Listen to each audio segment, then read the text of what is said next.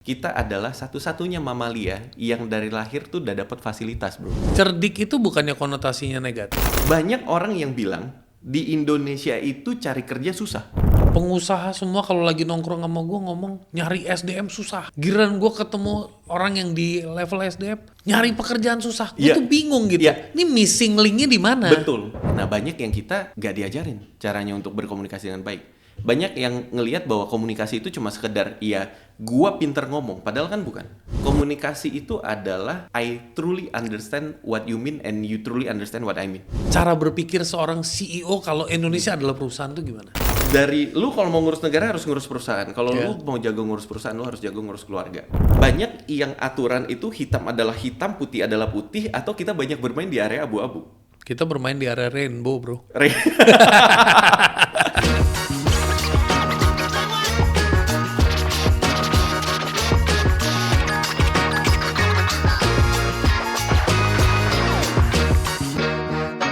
Welcome to Big Thinkers, guys.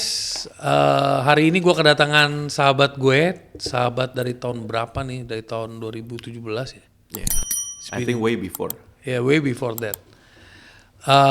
David Gunn, thank you for coming. Thank you, terima kasih undangannya. Cuman gue nggak mau ngenalin dia siapa. Lu pada nonton aja. Nanti di tengah-tengah lu bakal tahu dia siapa. Gitu. Thank you. Bro. Gue ada keresahan, bro, makanya gue ngundang lo. Keresahannya pengen gue curhatin sama lo soal ekosistem usaha di Indonesia, bro. Silakan. Jadi menurut gue channel Big Thinkers ini kan tujuannya untuk mengedukasi sebanyak-banyaknya orang based on real experience. Dari proses berpikir, proses eksekusi, bahkan gimana menciptakan dampak besar, profit besar, dan juga movement yang besar. Tapi gue ngelihat, keresahan gue tuh gini, ini sebenarnya environment-nya yang tidak mendukung, atau emang orang-orangnya aja yang dablek, bro? Langsung jawab nih ya. Silakan, bro. Based on pengalaman lo ya? Based on pengalaman ya. Gue bersyukur bantu klien cukup banyak lah untuk bisa ngelihat satu kesamaan ya. Jadi gue orang yang punya mindset tuh kayak begini. Kalau misalnya lu punya akuarium, terus ikannya mati karena di akuarium itu, kira-kira yang salah akuariumnya apa ikannya dulu, bro? Pertama gue bakal blame akuariumnya. Akuariumnya sih. Yeah. Jadi gue orang yang percaya bahwa lingkungan itu punya peranan penting. Tapi problem is kita bisa kontrol nggak lingkungannya? Kan kalau kita ngeliat business environment di Indonesia, kita sebagai entrepreneur bisa nggak? Nah ini kata kuncinya entrepreneur. Setahu gue, yang mungkin I can be wrong, tapi gue ngelihat kalau di level non-large corporates, large corporates gue nggak pegang, tapi non-large corporates itu mentalitinya masih dagang banget, bro. Whereas entrepreneurship is out of the league. It's not dagang. It's more than that. Makanya disebutnya di Indonesia pengusaha kan. Jadi usaha, pedagang, traders. Jadi banyak yang pebisnis tapi bukan punya mental bisnis jadinya. Gitu kan. Jadi kalau balik ke yang tadi, environment-nya harusnya disehatin, itu the most ideal thing. Tapi kan itu sangat sulit untuk kita lakukan sebagai entrepreneur-nya. Jadi akhirnya yang tersisa adalah entrepreneur yang apa? Yang harus beradaptasi untuk berenang di sebuah akuarium yang beracun, bro. Wow. Beradaptasi untuk berenang di akuarium yang beracun. Makanya itu bold banyak statement orang, nih. Bold statement. Yeah. Tapi that's the reality. Coba lu lihat, orang banyak di Indonesia yang kalau kita bandingin sama negara-negara tetangga aja ya, banyak yang aturan itu hitam adalah hitam, putih adalah putih, atau kita banyak bermain di area abu-abu. Kita bermain di area rainbow, bro. Nah, terus jadi gini, kalau misalnya banyak area rainbow dan gray area tadi, kalau misalnya lu adalah orang yang saklek istilahnya, I'm an obedient person. Hitam adalah hitam, putih adalah putih. Lu masuk ke akuariumnya Indonesia dan berbisnis, what will happen to you, bro? Ya, pingsan sih bro. Pingsan kan? Pingsan. Keleper-keleper kan? Itu makanya ada beberapa teman-teman dari zaman gua kuliah dan zaman sekolah juga, mereka yang very obedient, straightforward gitu ya, yang aturan adalah aturan, black and white. Mereka akhirnya milih untuk gak ngelanjutin tinggal di Indonesia. Ada yang PR ke luar negeri, ya kan? Ada yang gue berbisnis lanjutin punya saudara gue aja yang ada di luar negeri gitu. Karena memang liganya beda, permainannya beda kan. Okay. Tapi on the other hand, banyak juga yang juga ngomong jangan sok-sokan lo ke luar negeri, lo di sini aja belum bisa jago, apalagi lo di sono, gitu kan? Di sana lebih ketat lagi kan? Hashtag kabur dulu aja ya. Sedangkan gue ngerasa di satu sisi Indonesia is a country di mana potensinya tuh luar biasa. Cuman ya itu, you gotta be dirty, you gotta be crazy. Itu another bold statement. Iya kan? Because ya di sini rules are bendable. Jadi di sini tuh kuncinya tentang integritas individu, bukan ekosistem. Integritas individu. Jadi if you are a company, if you are a business owner, integritas lo itu sepenuhnya tanggung jawab lo. Tapi kalau lo ngarepin orang-orang di sekitar lo, stakeholders-nya, elements-nya, itu berintegritas, itu is out of your control. Setuju. Bahkan orang yang berintegritas pun harus menjadi tidak berintegritas karena situasi yang memaksakan dia menjadi begitu. Setuju. Gue pernah punya satu klien yang kayak begitu. Mereka ini importir, gue nggak bisa sebut brand pastinya. Mereka waktu di awal ngobrol bilang bahwa gue buka-bukaan aja ya. Ini kita tidak sepenuhnya jujur di pajak, katanya gitu. Ya. Saya nanya, kenapa? Jawabannya adalah karena kita tidak bisa, bukan tidak mau. Kalau misalnya kita bayar pajak, yang lain kompetitor kita semuanya pada nggak bayar pajak.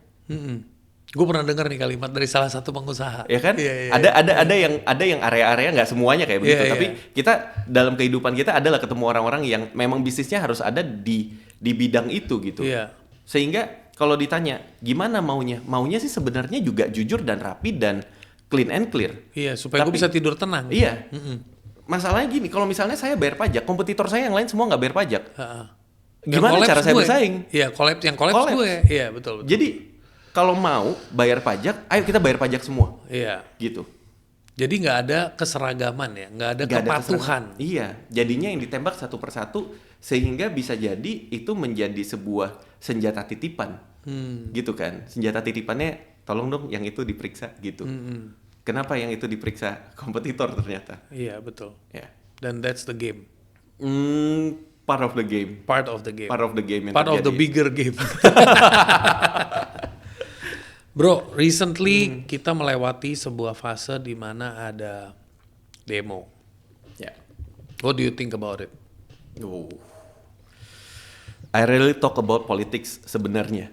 Iya. Nggak, gue lagi ngomong relate ke ekonomi sih bro. Ekonominya ya. Relate-nya ke ekonomi. What do you think about Kalau misalnya ke teman-teman yang punya bisnis sudah pasti pada bingung lah bro. Nggak ada demo aja udah pada sepi kan. Makanya kalau lu ngelihat banyak influencer pada oke, gue punya followers, gue bukan yang gede banget tapi gue buka ini deh, gue buka bantuan untuk teman-teman UMKM yang mau di endorse, silakan kontak gue free of charge yang kayak gitu-gitu kan.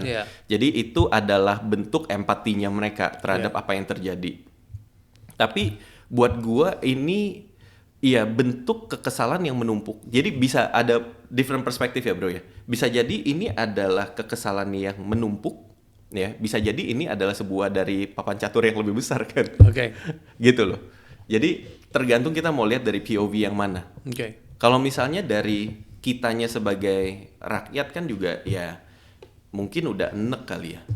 Jadinya itu jadi luapan kekesalan. Tapi kan akhirnya kemana-mana tuh. Jadinya ada yang punya kepentingan ini, punya kepentingan itu yang gue nggak bahas di sini lah ya. Jadi kalau lu dikasih kesempatan untuk membersihkan akuarium itu, langkah pertama apa yang akan lu lakukan?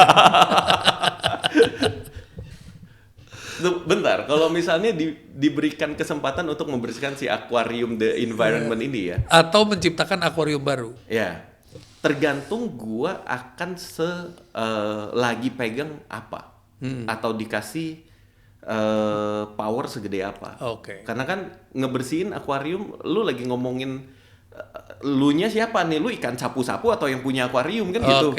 Kalau lu cuma ikan sapu-sapu di dalam akuarium ya udah lah, lu bersihin yang selagi lu bisa dan bikin lu kenyang aja kan gitu. Betul. Tapi kalau lu adalah orang yang cukup besar, lebih besar dari akuarium itu ya lu bisa bersihin semuanya gitu kan. So abis itu kita masuk ke berandai-andai nih bro. Seandainya Indonesia bukan negara tapi adalah perusahaan. Dan problem terbesarnya SDM. Problem terbesarnya. Dari sudut pandang lo, harusnya di perusahaan itu kan ada CEO, ada CMO, ada CFO, ada COO. CFO baru ganti nih. Iya. Nah, menurut lo cara berpikir seorang CEO kalau Indonesia adalah perusahaan itu gimana? Tidak mudah bro. Jadi CEO di Indonesia tuh paling gak mudah. Karena tiap 5 tahun ganti CEO bro. Lu kalau misalnya lu punya perusahaan, tiap 5 tahun ganti CEO. Ya nggak tiap 5 tahun lah. Kalau misalnya satu periode 5 tahun, tapi kebanyakan kan 10 tahun. Tiap 10 tahun, kalau kita ngomongin Indonesia as a corporate, lalu kita mau punya rencana jangka panjang, sulit bro. Kenapa bro? Karena big plans-nya itu tiap orang beda-beda. Plans-nya bukannya sama, eksekusinya yang beda-beda? Enggak. Karena plans-nya bisa beda-beda bro. Ada yang bilang nanti big plans lu gue lanjutin ya kan gitu kan. Setelah udah dijalanin ternyata begitu masuk di posisi CEO bisa jadi ngelihatnya banyak another plans yang kayaknya bisa lebih efektif kalau gue jalanin ya. Tergantung individualnya. Yang jadi CEO ini kapasitasnya apa. Betul. Gitu. Belum lagi kalau misalnya kita ngomongin CEO kan ada CEO yang mau punya legacy dong. Ketika gue melanjutkan ini legasinya siapa? Gitu kan. Jadi itu kita ngomongin kalau the CEO lah. Nah kalau misalnya kita ngomongin the problems is in the HR, alias kita punya sekarang masalah pengangguran dan segala macam gitu ya.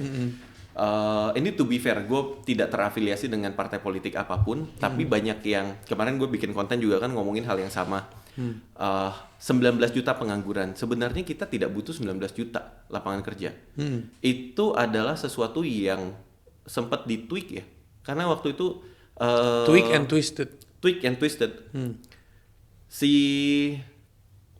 Kalau CEO berarti wakil direktur utama, ya kan? Bilang bahwa jika ini dan ini terjadi, maka bisa membuka 19 juta lapangan pekerjaan, gitu kan? Idealnya. Tapi kalau misalnya kita ngelihat nih, gue sambil buka data ya. Kalau misalnya kita ngelihat di Indonesia, sebenarnya angka pengangguran itu tidak setinggi itu, ya. Tapi let's say kita mau buka 19 juta lapangan pekerjaan. Sebenarnya kebutuhan cuma 7,3. Nah, kalau pakai mindsetnya problem solvingnya gua as a consultant gitu ya, kita harus pecah ini jadi kecil-kecil, baru bisa possible. Pecah jadi kecil-kecil. Maksudnya gini. Contoh, kalau kita ambil datanya dari 7,3 juta pengangguran itu, 56%-nya itu di Jawa, bro. Ya kan? Jadi kita nanti harus fokusnya banyak buka lapangan kerjanya di Jawa dulu karena memang realitinya di situ. Mayoritasnya di situ. Dari situ kita harus cari tahu dulu si lapangan kerja yang dibutuhin tuh level apa. Lu buka 19 juta lapangan pekerjaan tapi skill levelnya sama yang terbuka beda, tetap pengangguran juga jadinya kan. Bahkan gue waktu itu kita sempat bercanda waktu lagi ngopi ya. Pengangguran itu bahkan masih bisa dipecah lagi bahwa ada yang nganggur karena nggak dapat kerjaan, ada yang nganggur karena tidak mau kerja. Betul sekali. Ada yang nganggur, ya benar. Ada yang nganggur karena dia sebenarnya pengen kerja tapi dia nggak dapat kesempatan. Ada lagi emang dasarnya males. Kalau kita mau bantu yang mana bro berarti? Bantu. Ya itu pertama mengidentify dulu. Iya. Kalau mau bantu harus diidentify dulu. Iya. Kita kalau misalnya saya bukan pemerintah, pastinya saya gak bakal mungkin bisa bantu semuanya lah. Kita dan bantu yang dari mau kerja juga dipecah lagi. Ada yang benar-benar mau kerja keras, ada yang mau kerja tapi enak. Ada lagi tuh. Iya. Kalau gue membaginya gini, kalau gue ada membaginya supaya ini menyelesaikan masalah, gue membaginya bukan yang mau enak gak mau enak dulu deh. Karena buat gue, seseorang yang udah sampai di luar dari zona nyamannya, dia akan berusaha walaupun itu nggak enak. Setuju. Itu udah nature-nya kita human nature manusia, lah itu ya. Nah, berarti kita ngelihat dulu dari orang-orang ini itu pada cocok nggak dengan kebutuhan market. Karena yang anehnya buat gue gini, banyak orang yang bilang di Indonesia itu cari kerja susah. Gue juga merasa begitu. Gitu merasa kan? begitu, maksudnya gue melihat. Dulu gue tuh tipe orang yang gue bingung ya. Pengusaha semua kalau lagi nongkrong sama gue ngomong nyari SDM susah. Giliran gue ketemu orang yang di level SDM nyari pekerjaan susah. Gue tuh bingung gitu. Ini missing linknya di mana? Betul. Iya kan? Betul. Nah kalau misalnya ngomongin missing linknya adalah di level of education. Menurut gue banyak loh orang-orang yang udah educated, bukan yang nggak ada gitu. Tapi why still there is a missing link gitu? Kan gue kalau dulu gue mikirnya gini, antara si yang nggak punya kompeten minta gajinya ketinggian, atau si perusahaan memang nggak punya kemampuan bayar orang yang berkompeten. Cuman ini dulu dua nih yang gue lihat nih dari kacamata gue ya. Iya, gue nambahin berarti itu kejadian tuh yang tidak kompeten minta gaji ketinggian sehingga perusahaan bilang ngapain gue bayar lu, lu aja nggak bisa gitu kan. Tapi yang di sebelah lagi adalah orang yang kompeten tapi nggak ketemu. Nah, solusinya buat gue di tengah-tengahnya itu adalah training, training dari sebuah perusahaan. Makanya kalau misalnya perusahaan-perusahaan yang udah gede, kayak gue sempat bantuin beberapa big banks gitu ya sama BUMN, mereka punya MT gitu kan. Tujuan dari MT itu apa sih? Sama mereka punya talent pool. Tujuannya apa sih? Tujuannya adalah bisa menyerap orang-orang yang mereka adalah calon orang yang kompeten. Calon dulu, iya kan? Calon orang yang kompeten sehingga mereka bisa masak nih orang, bisa training, bisa gembleng, bisa masukin culture di dalamnya, sehingga waktu mereka punya opening dan mereka punya kebutuhan, ini bisa langsung masuk, gitu. Makanya gue bilang rekrutmen tuh ada 3 level bro. Lu bisa rekrut orang mateng tuh berarti udah kompeten, udah siap kerja sesuai dengan yang lu butuhin. Soft skill, hard skill, everything, attitude, all good. Lu bisa rekrut orang mentah. Berarti mentah tuh, waduh, gua masih harus ajarin fresh semuanya graduate. Fresh, not even fresh graduate bro, fresh non graduate. Iya kan? Fresh graduate, fresh non graduate lah. Karena nggak semua lapangan kerja itu kan graduate kebutuhannya, ya. Ada yang di tengah yang banyak gak ngeliat bro. Rekrut apa berarti? Setengah mateng. Setengah mateng apa sih? Lu udah punya sebagian kompetensinya, gue tinggal shaping aja. Sharpening and shaping, exactly. Jadi ini yang banyak pengusaha nggak ngeliat gitu. Nah, gue kembali ke diskusi kita tadi ya, yang soal hitung-hitungan tuh tadi. Ini hitungannya nanggung tadi. Kalau misalnya kita mau pecah kecil-kecil, itu dari di Jawa tadi ada 56%, lalu kita ada 514 kabupaten dan kota. Kalau itu kita kerjasama, satu UMKM rekrut 10 orang tuh masuk akal nggak bro? Tergantung, kalau UMKM-nya rekrut 10 orang, dia punya bisnis mampu nggak menggaji 10 orang. Betul. Jadi kita ngelihatnya juga nggak bisa usaha kecil, menengah, mikro. Mikro mungkin dia kerja sendiri, mungkin atau family, mungkin family, saudara, ya berarti tadi saudara pengangguran bisa diserap dong, ya kan? Bisa jadi juga jumlah kebutuhan orangnya nggak banyak, gitu. Tapi kita bilang kalau medium size boleh lah ya, 10 orang gitu penyerapannya. Jadi kalau misalnya kita bisa train dalam waktu 1 bulan, 1 kabupaten ada 1 perusahaan yang bisa rekrut 10 orang. Beres masalah beres. Tapi 10 kan dikali 500 dengan kali 12 lagi. Iya, dikali 12. Iya. Tapi kan tidak segampang kita ngomong di sini pada prakteknya. Ya kan? Kita harus lihat lagi di lapangan. Kompeten trainersnya ada nggak? Betul. Sebanyak itu. Betul. Yang relevansi sama kebutuhan industrinya. Exactly. Kuat apa enggak? Betul. Jadi sebenarnya masalahnya kompleks dong. kompleks. Kalau misalnya gampang mah udah selesai, bro. Bro, di tempat yang kompleks biasanya cuannya kan banyak, bro. Iya.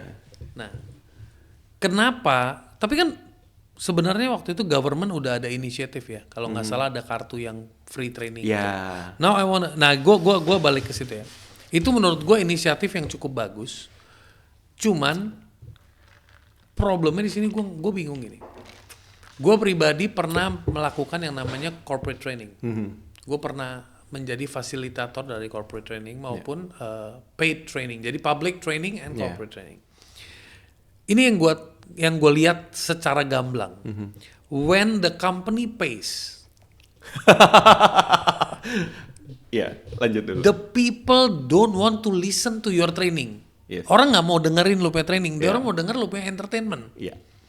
But when the public pays, at least 30% they really come to study. Mungkin 70% they come to get the feel. Tapi 30% they go home with, okay, now this is what I want to do. Gitu. But in corporate it's maybe like 10%. Oh, kesempatan nih gue dapat training gitu kan. Orang-orang yang mungkin ini my assumption, personal point of view gue. Gimana cara ngedevelop orang tuh menyadari pentingnya lu tuh harus upgrade skill supaya lu punya masa depan, lu punya income, lu punya family itu lebih secure. Iya. Itu gue ngerasain juga sih. Karena gue also do the same thing kan. Kalau misalnya di corporate situ ya, kayak enak lagi depan kamera. Tapi kurang lebih ya, personal point of view lagi. Biro. Disclaimer dulu.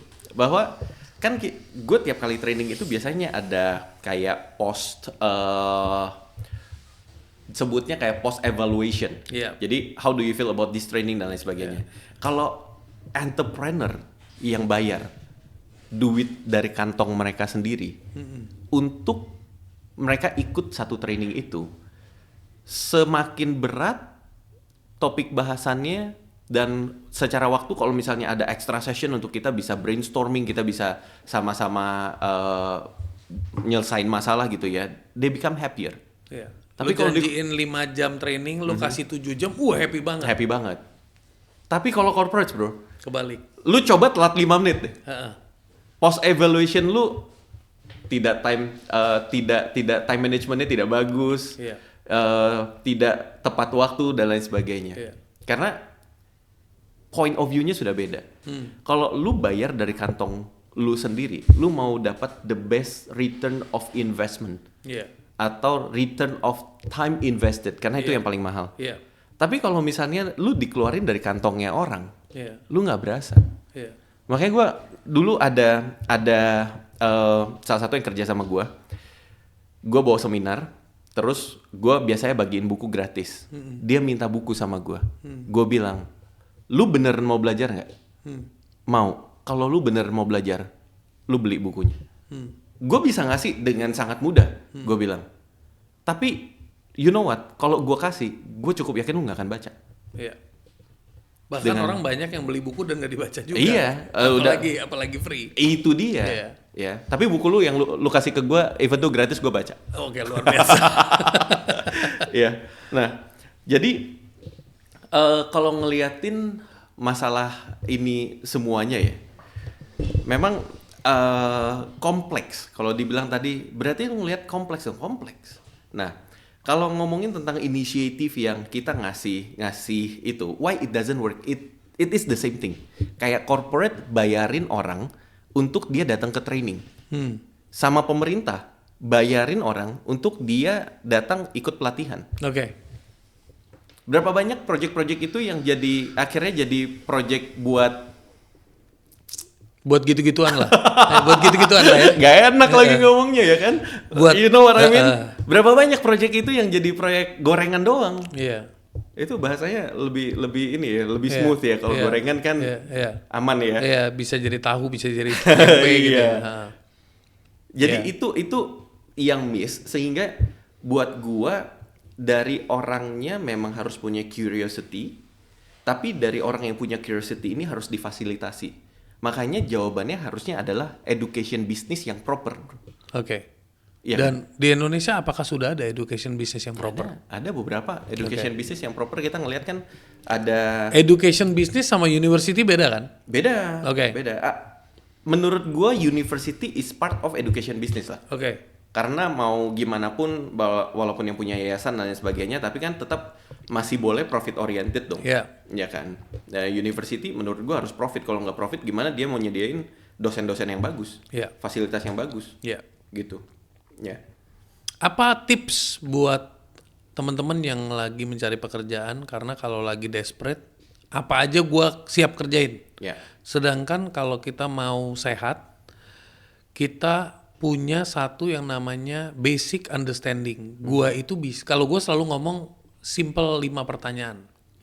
Gua siapa, gua bisanya apa, untuk siapa, gua mau kemana sama siapa.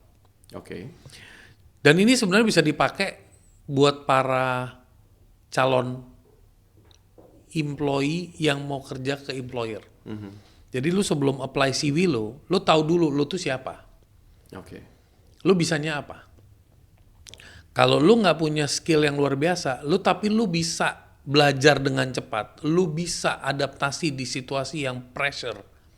Karena itu yang lu bisa. Berarti untuk siapa? Untuk bos-bos yang butuh orang-orang seperti itu. Tapi lu harus tahu lu mau kemana. Oh, gue harus dalam 5 tahun gue harus punya skill sekuat ini, gue bisa menjadi spesialisasi atau gue bisa menjadi generalis di 2 arena itu. Baru dari situ lu mencari perusahaan yang bisa memberikan roadmap itu.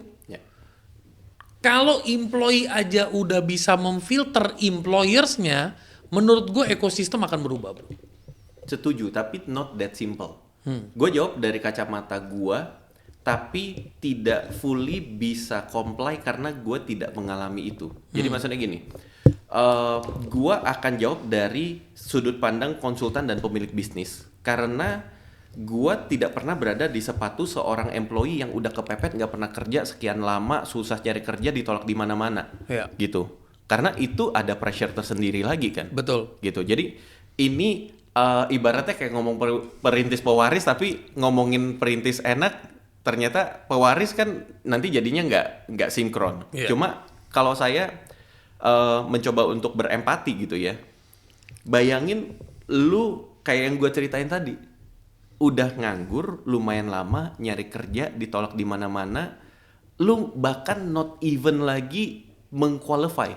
Awalnya lu boleh mengqualify, gue mau kerja di perusahaan yang kayak begini deh. Oh iya, kalau udah kepepet kan apa aja jadi. Apa aja gue sikat kan gitu. Iya dong. Iya kan? Nah, jadi sarannya adalah mungkin kalau untuk yang tadi kan pertanyaannya tips ya. Kalau tips itu ya sampingin dulu passion sebenarnya. Pinggirin dulu passion. Focus on profit dulu. Begitu lu udah di titik di mana angka aman lu terpenuhi. Baru lu ke yang level itu, bro. Angka amannya orang kan beda-beda. Ada yang 3 juta sebulan udah aman. Ada yang 30 juta sebulan masih deg-degan. Ada yang 300 juta nih. Masih nggak cukup juga. Wah, ada yang 3 miliar juga nggak cukup, bro. Iya, betul. Iya kan? Jadi angka orang beda-beda, sehingga lu nyampe di titik aman lu dulu, baru kita ngomong deh profit lah, passion. Iya. Kalau lu udah dunia. Iya, betul. Jangan sibuk ngejar tunjangan dulu lah ya. Iya.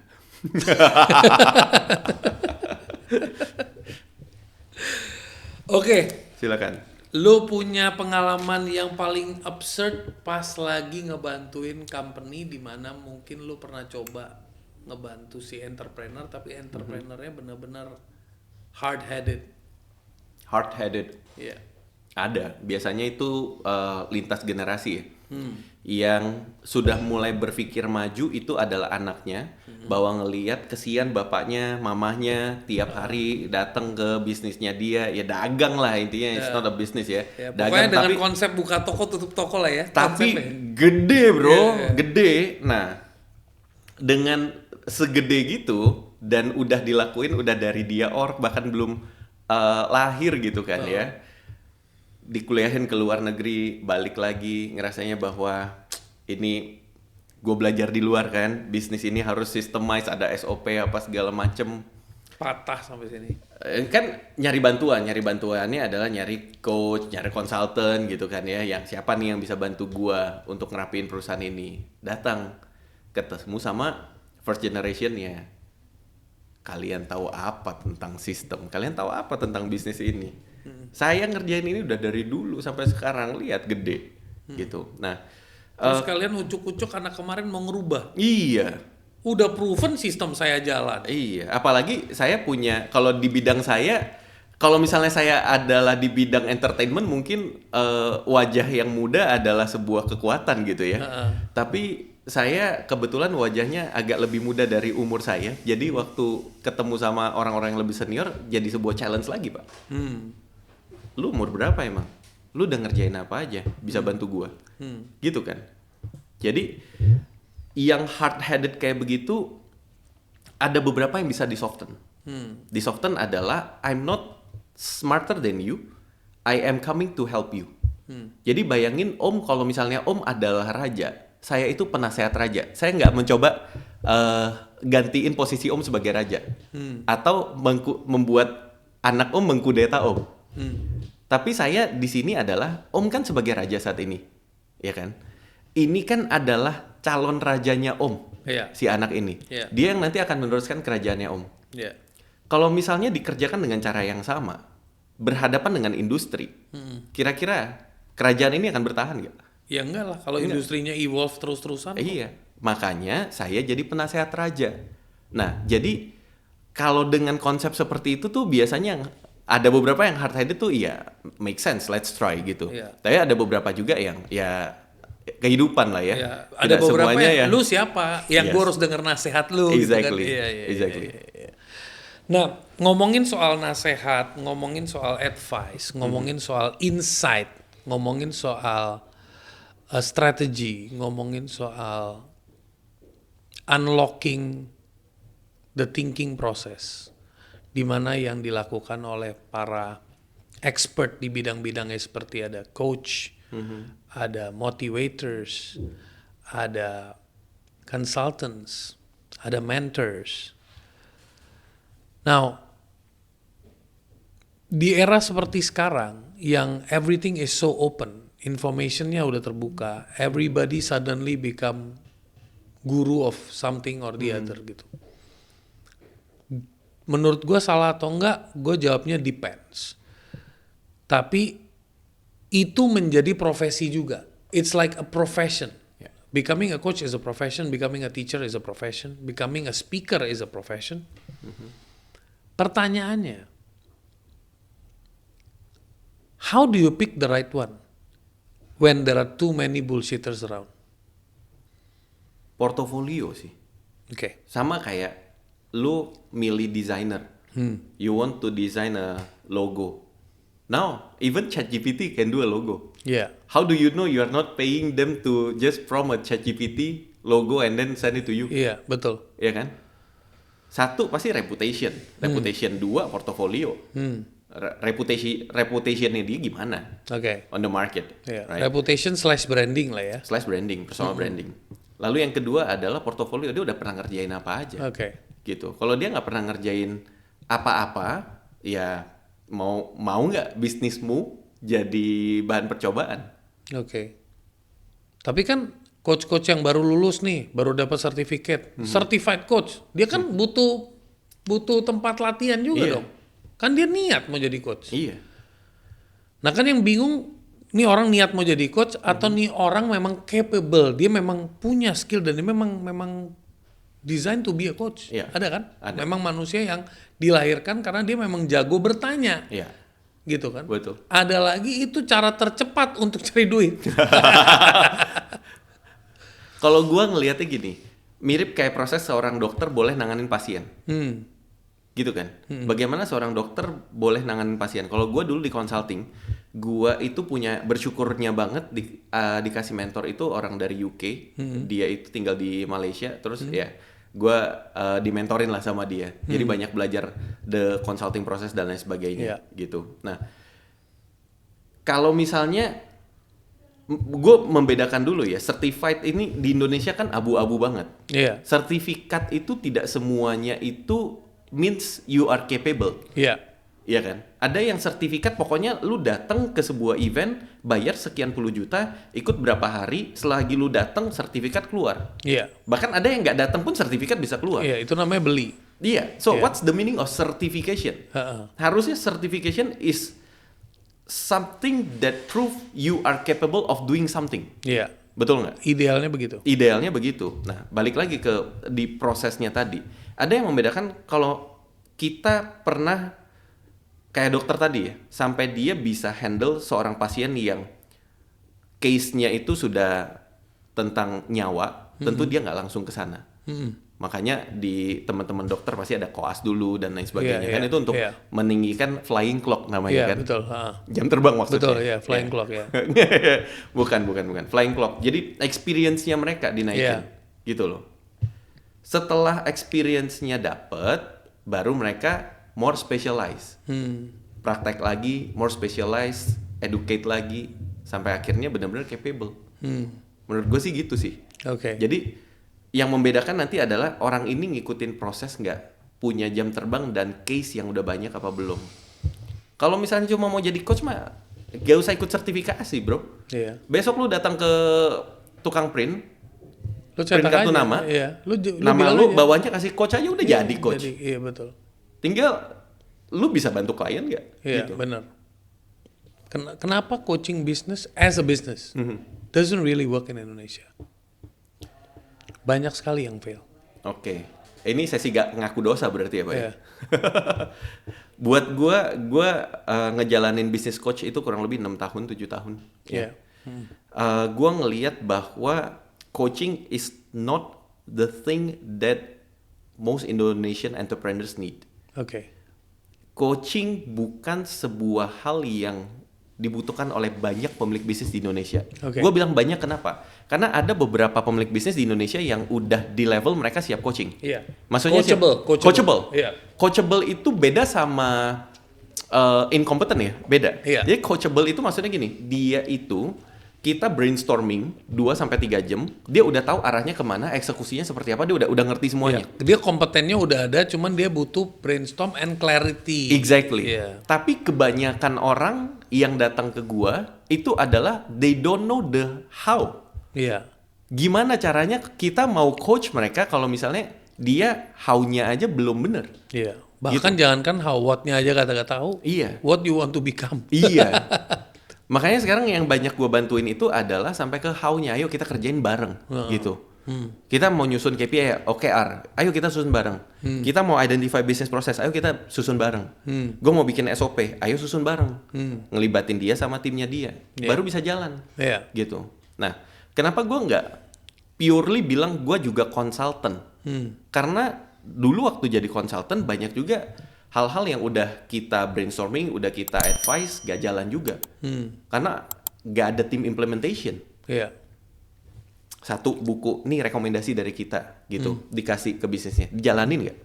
Belum tentu. Karena gak ada tim implementasi. Iya. Jadi makanya kita harus hand-holding proses sampai, ya ini apa yang udah kita rencanakan, implementasinya kita pantau dan kita temenin, sampai akhirnya bisa beneran jalan. Tapi apakah harus seribet itu bro? Kan ada juga tuh pengusaha-pengusaha yang bilang, lu ribet lu kebanyakan terlalu banyak proses. Bisnis mah simple, lu beli ceban, lu jual noban, lu untung ceban, dah gitu, ya kan? Itu pebisnis atau pedagang tuh Pak? Iya, pebisnis kebanyakan ngomongnya begitu, karena ujung-ujungnya cuan. Iya, ya kalau misalnya dia berpikir sesimpel itu ya you do you, I do me gitu. Oke. Kalau misalnya lu merasa bahwa itu cukup buat lu, kenapa? Harus dipaksakan semuanya rapi. Ya kan teman-teman semua pada pakai coachku juga ikut-ikutan lah biar kelihatan keren gitu. Lu FOMO dong berarti. FOMO kan Indonesia banyak kan FOMO. Iya. Global malah. Actually the whole world is becoming FOMO. Iya. Kalau gua sih, gua merasa lebih mudah membantu orang yang pengen dibantu sih. Oke. Iya. Jadi kalau misalnya kriteria orang yang perlu dibantu, bukan pengen dibantu, perlu dibantu itu seperti apa? Kriteria pengusaha yang perlu dibantu. Perlu dibantu, yang dia harusnya punya sistem, dia sadar dia harusnya sudah bikin sistem, tapi dia tidak tahu caranya. Oke. Itu dulu. Kalau lu ngerasa dari awal kayak yang tadi lu cerita, gue ngerasa gue nggak butuh sistem, ya udah. lanjut aja Pak. Out of the question gitu. Iya, lanjut aja Pak. Gue juga nggak akan ganggu lu. Gue juga tidak terganggu hidupnya. Kita jalan masing-masing aja kan gitu. Iya. Tapi kalau misalnya gue ngerasa kayak yang there is something wrong deh. Kenapa? Kayaknya anak gue bisa pulang ke rumah nangis gitu ya. It's not my kids by the way. Ada cerita yang ngomong, anak gue pulang ke rumah nangis. Kenapa? Karena dia iri sama temennya. Papa sama mamanya bisa nganter anak. As simple as that. Kenapa? Mama sama papa nggak pernah nganter anak. Sesimpel itu ya? Iya. Sesimpel itu yang larinya karena bisnisnya sudah tersistem, timnya sudah jalan. Tadinya tidak bisa nganter anak karena kan belum everything relies and rotates around the entrepreneurs. Kan? Betul. Jadi semuanya bangun pagi, buka toko, tutup toko dia lagi ya kan. Bahkan yang pegang kunci tokonya dia. Jadi kalau dia ngebuka. Ya, yang tutup rolling door dia juga gitu kan. Ini gue belakangan lagi suka main padel. Gue bisa ngelihat jam bermain padel itu berpengaruh terhadap siapa yang datang. Oke. Coba lu ini tadi pagi sebelum datang ke sini main dari jam 9 sampai jam 11. Itu geng bapak-bapak, ibu-ibu nganter anak. Gitu. Ya itu tidak mungkin bisnisnya ataupun kegiatannya unsystemized, nggak mungkin. Oke. Karena kalau misalnya dia masih harus tied into the business itself, gak mungkin Pak kita bisa main padel 2 jam dari jam 9 sampai jam 11. Iya, makanya ada yang bilang entrepreneur is not about being in the business but being on the business. Not Jadi, working in the business but working on the business. Yeah. Gitu ya. Nah, kan lo itu sebenarnya pernah jadi coach, masih nge-coach. Consulting juga ada. Business strategist juga iya. Kalau semua bisnis lo diambil hari ini juga, you are left with zero. Besok pagi apa yang lo akan lakuin? Kalau everything left with zero ya. Pastinya ini bukan jawaban yang diplomatis ya, dan bukan jawaban yang normatif memang. Be yourself. Tapi for me, myself, gue adalah orang yang pasti seek help. Gue nggak akan mencoba untuk menjadi orang yang paling tangguh, paling hebat sedunia, enggak sih. Dan merasa bahwa I can solve everything by myself. Gue nggak akan ngerasa seperti itu sih. Very good. Kemungkinan gue akan seek help. Nah itulah gue di momen gue akan mencari orang-orang yang memang reliable, gitu. Dan ini keren point of view-nya. Kenapa? Karena menurut gue one of the biggest problem teman-teman entrepreneur di Indonesia itu, they don't ask for help. They don't know how to ask for help. Yeah. They don't know where to ask for help. Yeah. And they don't believe that there is somebody out there who can help them. Ya. Kan? Bener juga. Iya. Iya. Ya, ini keren sih. Helpnya tapi bukan bro minta duit, bukan gitu ya? Gue ngerti. Jadi mungkin buat teman-teman yang lagi nonton, jadi it's okay if you need help. Itu bukan selalu it's all about money enggak. Tapi it's about can you open an opportunity for me? Can you give me a chance? Can you help me, guide me? Itu kan it's part of help. Beautiful. Ya nggak? Jadi cuman ada lagi konotasinya. Jadi gini, ada satu sisi, it's very difficult. Susah banget untuk pengusaha untuk minta bantuan karena itu kayak nurunin ego lah ya. Kayak bikin dirinya vulnerable, seolah-olah dia lemah gitu. Betul. Padahal menjadi seorang entrepreneur kudu tangguh. Ya emang itu bagian dari perjalanan. It's a lonely journey, it's a lonely road. Ya kan, lo harus konsisten, lu satu-satunya yang percaya sama visi lu. Orang lain rely sama lu punya keyakinan. Yang kerja sama lo. Tapi di satu sisi begitu lo ngomong I'm ready to help, juga banyak yang namanya cocksuckers, maksudnya jadi kayak they really suck you so bad gitu ya. Kayak ya udah lo tolongin gue tapi dari ya cuman ini, kalau bahasanya Gobin no amplop thank you only. Dibayar 2M. Makasih mas. Iya. Betul. Jadi kalau somebody is willing to help but you don't value their time, you don't value their effort juga. Yaitu ethics-nya. Ya, we need to find balance lah. Iya, benar. In those. Bro, kalau di dunia bisnis, kalau dunia bisnis itu adalah hutan. Hutan. Tadi jika negara adalah bisnis, sekarang bisnis adalah hutan ya. Hutan. Oke. Lu adalah hewan apa di hutan itu? Dan siapa predatornya? Gua adalah hewan apa ya? Kalau gua so agresif kan biasanya jawabannya King Kong, singa gitu ya. Tapi buat gua ini hutannya hutan yang magical atau like real hutan? Real hutan. Real hutan gua merasa gua adalah tortoise sih. Tortoise. Kura-kura. Tortoise itu ya kura-kura. Oke. Ya. Karena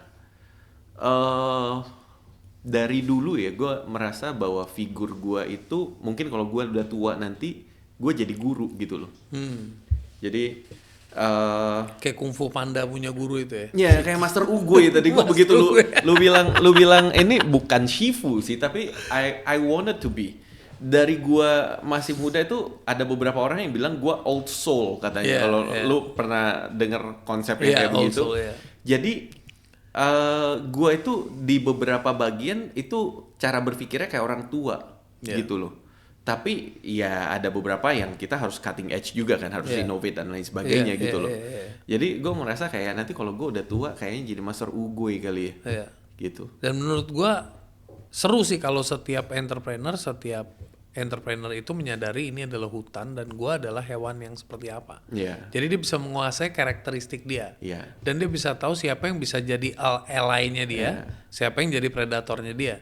Itu actually adalah satu exercise yang selalu gue share waktu gue lagi workshop branding. Gue bilang kan di dalam part of sebuah brand itu ada personality. How do you know your brand personality? Caranya adalah salah satunya you imagine your brand is an animal. What kind of animal is it? Apakah lu serigala, apa lu King Kong, apa lu harimau dan lain sebagainya. Lu dan bisnis lu beda kan? Gua sama bisnis gua beda. Guanya kan yang lu tanya kan. Kalau guanya gua cenderung ngerasa kayak tortoise.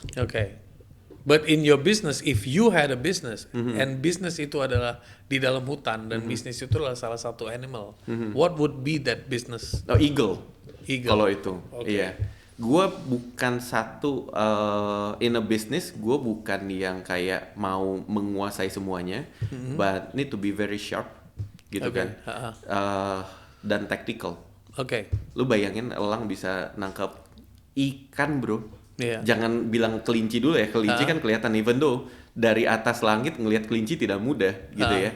Lebih gokil lagi tuh bagaimana kita mikirin seekor elang bisa nangkep ikan.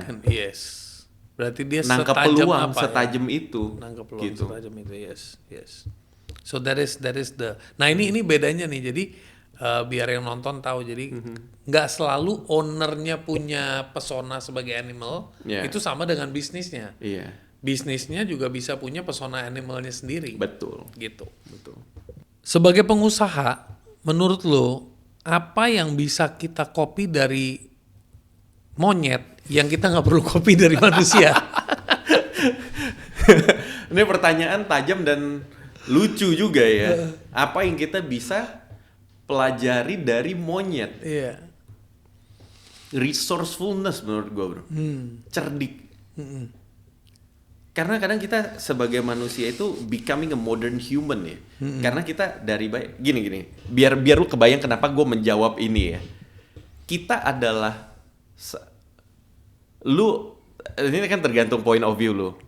Anggap kita makhluk hidup. Karena kan kalau ada yang bilang bahwa ini kalau disamakan dengan hewan tidak mau manusia ya. Tapi menurut lu kita mamalia bukan? Mamalia. Kita mamalia ya. Jadi kita adalah satu-satunya mamalia yang dari lahir tuh udah dapat fasilitas, bro. Betul. Iya kan?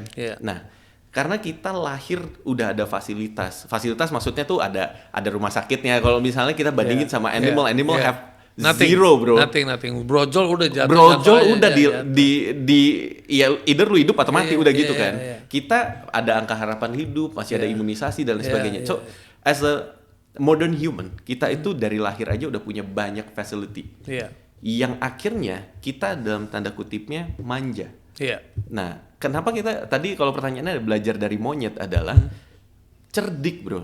Monyet itu cerdik. Resourceful. Cerdik itu bukannya konotasinya negatif. Tergantung. Karena ada orang ngomong dia cerdas. Dia cerdik. Oh, kalau cerdas itu positif, cerdik itu negatif. Iya. Cerdik itu merugikan. Kalau cerdas itu dia tahu cara yang paling cepat. Ya, buat gua kayak kalau kita balik ke diskusi kita tadi tentang business environment di Indonesia ya. Menurut lu menjadi pintar di Indonesia cukup nggak untuk excel di bisnis? Enggak. Cuman di sosial media aja cukup. Iya. Biar dapat attention. Lu harus pinter-pinter kan kata orang kan. Jadi gue memandangnya itu kalau dalam bahasa Inggris dulu mentor gue ngajarinnya you cannot only be clever, you need to be smart and street smart. Iya. Smart sama street smart ternyata beda lagi. Beda lagi, betul. Smart itu letaknya ya kayak kita ngobrol, being smart gitu kan. Tapi kalau street smart itu udah di jalanan, bro. Iya. Udah tahu multiple jurus dan seketika lo harus ambil keputusan. Betul. Iya. Yang lo harus bisa dalam tanda kutipnya mengendus hal-hal yang not okay dan kadang kan bayarnya lebih mahal. Betul. Mengendus hal-hal yang kayak begitu kan. Benar. Jadi kalau satu hal yang bisa belajar dari monyet tuh tadi tuh insting juga kita ini dan cerdik. Ya, jadi kalau teman-teman udah capek belajar dari manusia, cobalah belajar dari monyet. Ada manfaatnya juga. Anyway, business life itu tidak luput dari satu hal, bro. Apa itu? Relationship. Bisnis itu hubungan antar manusia. Hidup juga sama. Kita hidup di dalam satu rumah sama orang tua, adik kakak. Kita berkeluarga sama pasangan, kita punya anak juga. Seberapa penting kita mengerti keilmuan relationship yang menurut lu berdampak ke dalam bisnis? Ini pernah dibahas sama satu orang juga, gue lupa namanya. Tapi base-nya adalah dari Lee Kuan Yew. Ya, Lee Kuan Yew bilang kalau lu mau jago manage negara, lu harus jago manage perusahaan. Karena kan ya anehnya gini, kita perusahaan itu dituntut apa? Good corporate governance. Tapi kok kita nggak pernah nuntut good governance? Yes, betul. Jadi dari lu kalau mau ngurus negara harus ngurus perusahaan. Kalau lu mau jago ngurus perusahaan, lu harus jago ngurus keluarga, gitu. Ya. Gua melihat banyak kesamaan antara HR dengan parenting. HR dan parenting. Nah, gue baru lagi dengar istilah ini dari lo. Iya. HR sama parenting tuh sangat banyak kemiripannya. Antara kita ngerekrut, ya ini kita punya anak, gitu kan ya. Kita harus ngajarin, ini ngajarin. Kita ada punishment, ini ada punishment. Ada consequences lah. Gue nggak terlalu seneng sama punishment sebenarnya. Karena punishment itu kayak nggak nyambung. Biasanya kalau dulu zamannya kita kan banyak orang tua kita tuh punishment. Reward and punishment. Lu salahnya apa, hukumannya apa. Nggak nyambung kadang. Yang memang tujuannya adalah menyakiti aja. Tapi kalau buat gua yang lebih fair itu adalah konsekuensi sebenarnya. Konsekuensi atas tindakan yang lu buat. Gitu. Kalau lu nggak makan, konsekuensinya adalah lu lapar. Gitu kan. Nah, jadi banyak kesamaan sebenarnya. Kalau misalnya kita trace back lagi ngomongin tentang relationship, buat gua ada ilmu yang lebih mendasar lagi dari relationship, yaitu namanya communication, bro.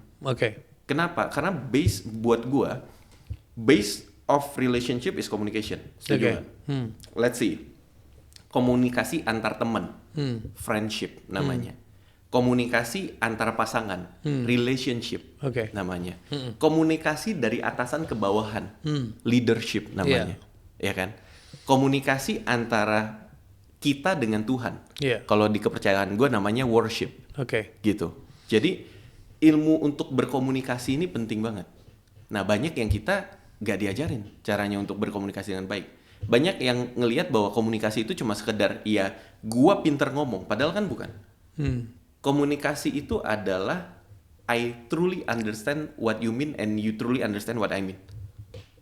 kita punya kesamaan. Dan itu buildingnya kan nggak gampang, bro. Betul. Makanya banyak orang yang kirain ilmu komunikasi itu adalah belajar cara ngomong, enggak. Makanya ada yang ngomong, wah dia mah jago bacot, bacotnya jago gitu. Padahal sebenarnya it depends. Yang dia ngomong itu indah atau yang dia ngomong itu deliverables. Ya. Bisa di understand nggak? Bisa moving people nggak? Betul. Gitu. Betul. Apa kebodohan terbesar yang menurut lo pernah lo lakuin di usia 30-an? Nggak bisa teenagers ya. Teenagers banyak tuh soalnya. Kenapa nggak nanya teenagers ya? Kalau teenagers kan bukan sesuatu yang relevan. Oh, iya. People kan relate. People can still make mistakes. Manusia masih bisa selalu berbuat kesalahan, bisa melakukan kebodohan, bahkan di umur yang peak of productivity.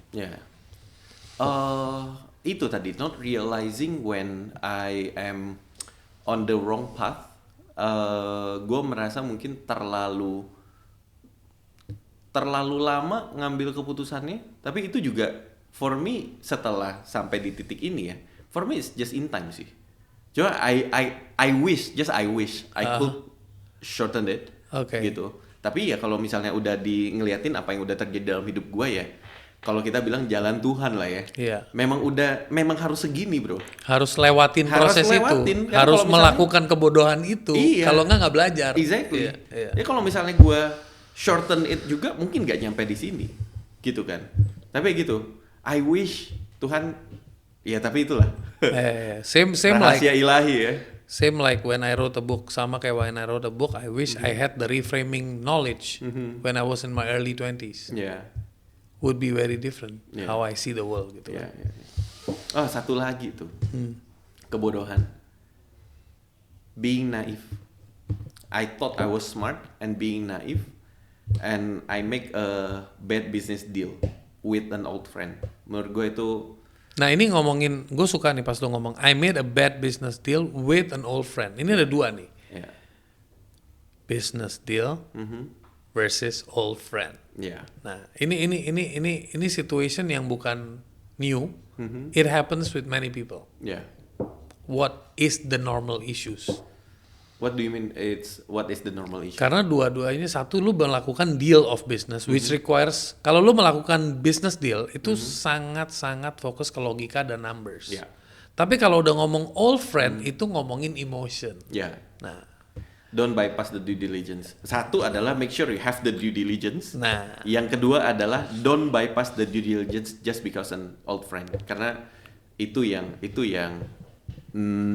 nanti akan cost a lot. Not only money, but also energy, time, and friendship. Yes, kehilangan relation. Relasinya hilang. Gara-gara difur ya. Difur kan. Ya udahlah teman gua gitu ya kan. Masa sih gitu. Nah, itu si masa sihnya itu adalah masa sih gua bakal dicepoain. Masa sih gua bakal itu ya. Itu temen gua gila, apalagi temen lama, udah dari zaman SMA gila lu. Itu kata-kata masa sihnya itu yang bypass all the due diligence yang you need to do before doing a deal, the business deal. Akhirnya ya udahlah, masa sih, nah itu tuh. Tapi kata berbahaya. Dalam proses lo itu, kalau hari ini ada orang datang ke lo, Bro David, gimana caranya gua mempertajam business acumen gua? What would you answer? Gua pengen mempertajam, gua punya business intuition, business acumen, supaya gue bisa mengambil keputusan-keputusan lebih tajam. Tergantung ini klien atau partner atau just a friend. Ya udah, anggap aja tiga-tiganya sama lah.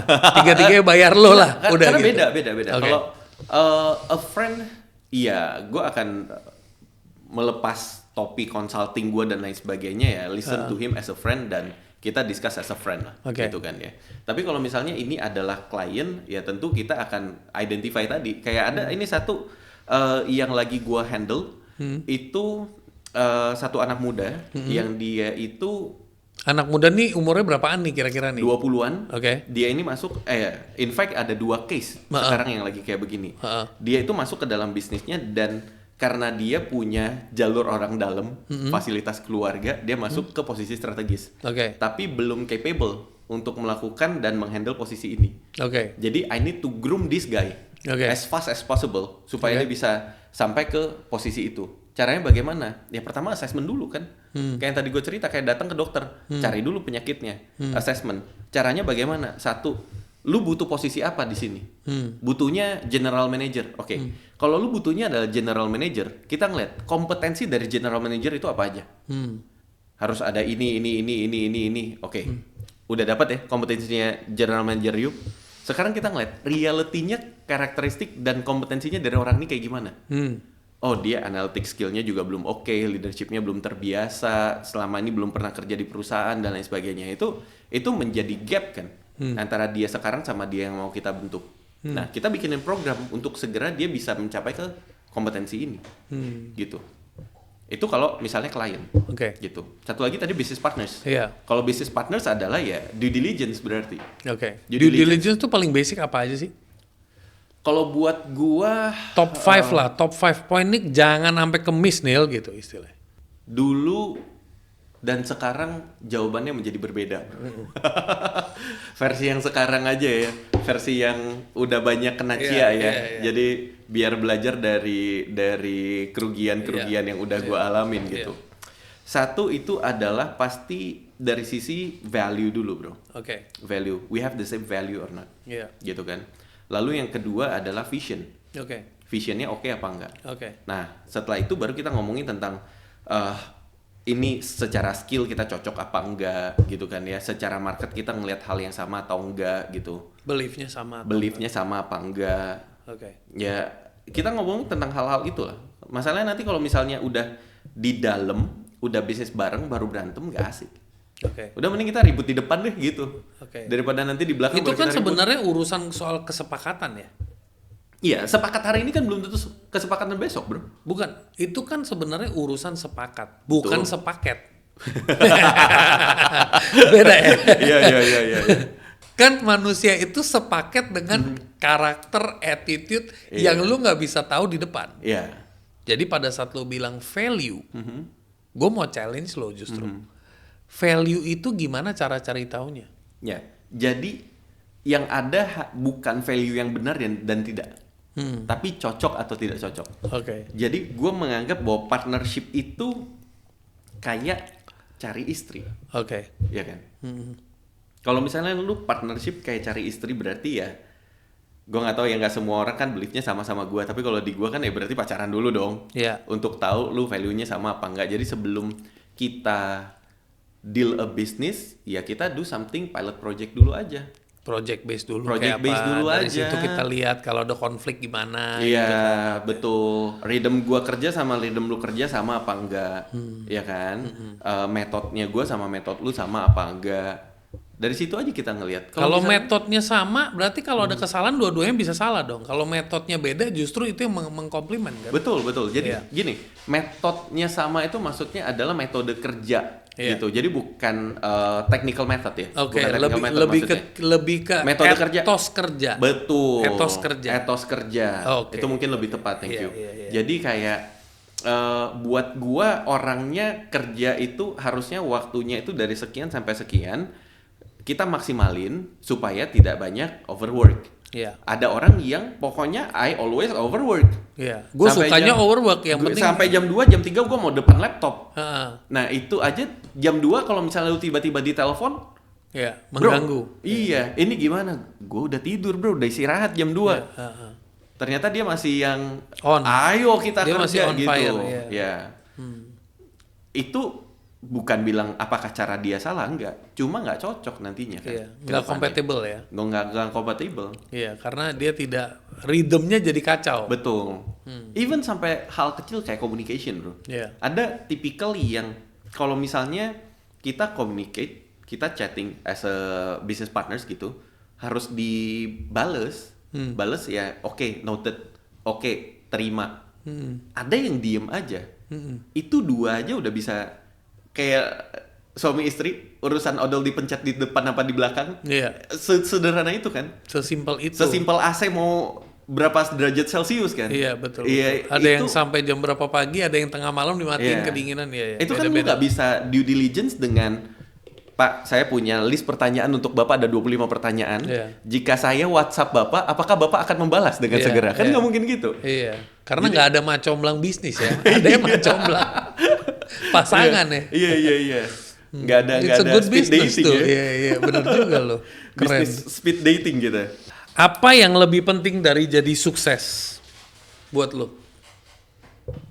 Apa yang lebih penting dari sukses? Bentar, define your success. Yang lu maksud dengan sukses? Bukan, gue nggak bilang apa yang lebih penting dari sukses. Apa yang lebih penting dari jadi sukses? Iya, kita define dulu suksesnya karena your definition and my definition might be different. Oke, sukses itu kan simple. Kalau gue ambil yang basic dulu, a good house, a good income, a good saving, a good family, I can travel anywhere I want. Nah itu sukses. More than that. Ini gue ngomong yang basic ya. This is not my definition. This is a general basic definition. Yeah. To public or to me? To you. What is more important? Mirip lagi sama jawabannya Panji. Gue, to be honest, gue cukup family man ya. Mungkin I feel that I am some sort of family man. Gue bisa enjoy untuk punya waktu sama keluarga gue gitu. Mungkin itu will be more than enough. Tapi gimana lu mau achieve itu semua kalau secara financially you are not okay, bro? Gitu loh. Jadi buat gua kalau definisi sukses yang tadi itu adalah bottom line. Bottom line harus tercapai. Kita nggak ngomongin yang sampai ultra high net worth individuals yang lu punya yacht 20 biji yang lu nggak tahu taruh di mana gitu ya. Nggak harus sampai begitu. Tapi buat gua itu your definition of success is bare minimum justru. Ya kan? Baru lu bisa enjoy quality life. Kalau misalnya lu datang ke negara-negara yang maju, itu adalah sebuah bare minimum bahkan. Bukan sebuah definition of unsuccessful people. Betul, karena sukses itu kan ada, success is when you cover all your expenses. Itu yang paling bare minimum. Terus ada lagi significantly success. Ya kan? Nah, itu mungkin you're talking about 10x than your what you spend or what you spend in a month gitu. The twist is biasa orang itu suka yang namanya nunggu. Kalau gua begini baru gua bisa happy. Kalau gua begini baru gua bisa bikin keluarga gua happy. Pertanyaan gua, kalau lu bilang lu old soul, seberapa penting materi ini gue achieve baru happiness gue jalan, atau gue build state of happiness materinya dengan sendirinya datang? Kalau gue akan jawab yang kedua sih, karena buat gue happiness itu tidak terkait nantinya. Ada yang bilang bahwa I can buy happiness. Kenapa? Pernah nggak lu ngelihat orang sedih di jet ski? Ada yang ngomong begitu kan?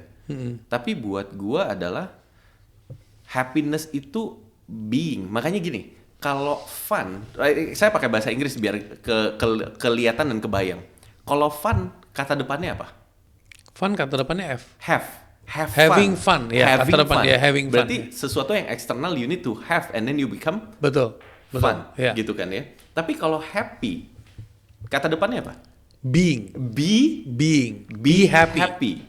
Artinya apa? Being happy. Menjadi. Lu nggak bisa having happy, nggak bisa. Nggak bisa. Lu nggak bisa.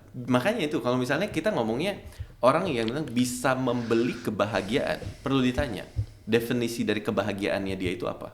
Tapi kalau tadi yang lo bilang lu pernah ngelihat orang nangis di jet ski, gue nggak pernah ngeliat orang nangis. Tapi gue pernah ngeliat orang senyum-senyum tapi dalamnya hancur di jet ski. You see what I mean? Jadi banyak orang yang senyum di private jet tapi belum tentu happy gitu ya.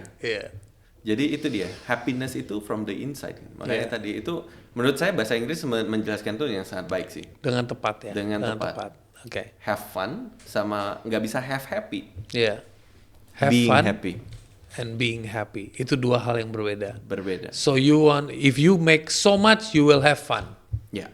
Everyone in your family will have fun. But to have fun, first you need to be happy. Keren sekali. Harusnya ini udah closing nih. Nah, tapi lo bilang gue sekarang lagi mau fokus on onboarding karena setiap orang butuh onboarding. Itu yang paling basic. Nah, lo bisa ceritain sedikit nggak what is onboarding? Iya, itu yang tadi gue cerita lah. Jadi kebanyakan yang gue bantu di klien gue saat ini adalah proses onboarding sistemnya dia, karena itu yang sebenarnya bisa bantu banyak pihak dari orang-orang yang butuh kerja sama orang-orang yang punya lapangan pekerjaan ya. Gap ini bisa ditutup tuh dengan proses onboarding yang bagus. Nah, lo boleh cerita sedikit? Onboarding apa sih? Banyak orang yang onboarding kayak surfing ya, ada boardnya gitu. Atau boarding ke pesawat ya. Onboarding ke pesawat. Nah, mirip tuh onboarding system. Jadi kayak bagaimana proses memasukkan, kalau onboarding di pesawat kan bagaimana memasukkan penumpang ke dalam pesawat. Betul. Kalau di kapal pesiar, onboardingnya bagaimana memasukkan orang ke kapal pesiar. Betul. Nah, ini juga sama. Bagaimana memasukkan orang-orang yang tadinya bukan dari perusahaanmu ke kapal bisnismu ini. Ke bisnismu. Jadi kayak bagaimana dengan sistem pengenalan perusahaannya. Udah oke apa belum? Bagaimana dengan sistem trainingnya? Penjelasan tentang keseluruhan bisnis proses dari perusahaan itu oke apa enggak? Karena banyak di Indonesia yang gue bilang, mereka itu ngerekrut tapi tidak melakukan onboarding dengan baik. Bahkan yang sudah punya onboarding proses aja itu tidak berjalan dengan baik. Gue pernah bantuin perusahaan yang sudah IPO. Itu turnovernya itu sangat besar dan sangat tinggi. Saking tingginya, proses handover kerjaan belum selesai, sudah leave, bro. Wow. Maksudnya they don't follow the flow. Jadi follow the flow pun kadang flow-nya kelamaan proses onboarding-nya. Belum selesai handover kerjaan aja orangnya udah cabut dari site duluan. Gitu loh. Jadi ini yang kita ngelihat, kalau saya ngelihat kalau misalnya ini diperbaiki bareng-bareng deh se-Indonesia gitu ya. Kita bisa perbaiki proses onboarding-nya dulu, I think it's gonna be better sih. Nah, tadi kan lu ngomong tujuan dari gue bangun sistem ini, gue fokus di satu area ini karena gue pengen membantu mengurangi gap atau mengecilkan gap dari si pencari pekerja dan si pencari SDM. Benar nggak? Betul. Can you tell me about your vision? Can you tell me about your plan? Kalau gue mau bantu banyak orang, gue nggak bisa sendiri pastinya. Gitu kan. Short termnya dan yang paling bisa gue lakukan sekarang itu adalah membantu sebanyak mungkin pemilik bisnis memiliki onboarding proses yang lebih bagus. Tapi kalau kita ngomongin tentang long term plan, if I want to make an impact, to make a better country for my son and my grandson, itu berarti kita ngomongin jangka panjang. I think I need to leverage on someone and gather all of Indonesian education business. Menurut gue gitu sih. Kenapa? Karena kuncinya itu ada di bisnis-bisnis edukasi di Indonesia. Kalau misalnya mereka semakin bagus, mereka bisa bantu lebih banyak orang, mereka punya sistem yang lebih bagus, maka kualitas SDM di Indonesia di next generation itu akan jauh lebih bagus. Kita nggak bisa bantu semua orang. Tapi ada kelompok orang-orang di Indonesia ini yang sudah punya uangnya, sanggup bayarnya, tapi mereka nggak tahu harus kemana. Orang-orang dengan ekonomi menengah ke atas pun itu kadang bingung anaknya mau disekolahin apa. Gitu loh. Jadi itu if I wish ya, kalau misalnya ada seseorang yang saya bisa leverage gitu. I don't know who right now. Tapi kalau misalnya ada orang yang kita bisa leverage untuk kita gabungin perusahaan-perusahaan edukasi bisnis ini, kita bantuin bareng-bareng, can be community or anything gitu ya, itu bakal keren sih menurut gue. Kayak semacam asosiasi. Asosiasi, komunitas atau untuk apapun. Untuk menyatukan visi. Kan belum ada kan soalnya kan. Kalau yang ada tuh kayak himpunan pengusaha yang gitu, tapi masih terlalu luas. Himpunan sekolah pengusaha belum ada gitu, istilahnya gitu. Pengusaha sekolah gitu. Bukan, kalau sekolah pengusaha kan banyak tuh, entrepreneur, kelas apa segala macam, tapi yang specifically for education tuh belum ada. Betul. Menurut gue di Indonesia. Karena gue quite passionate sih dengan education ya. Okay. Thank you, David, Thank you. for sharing with me. Thank you for having me. Udah gini aja. Udah gini aja.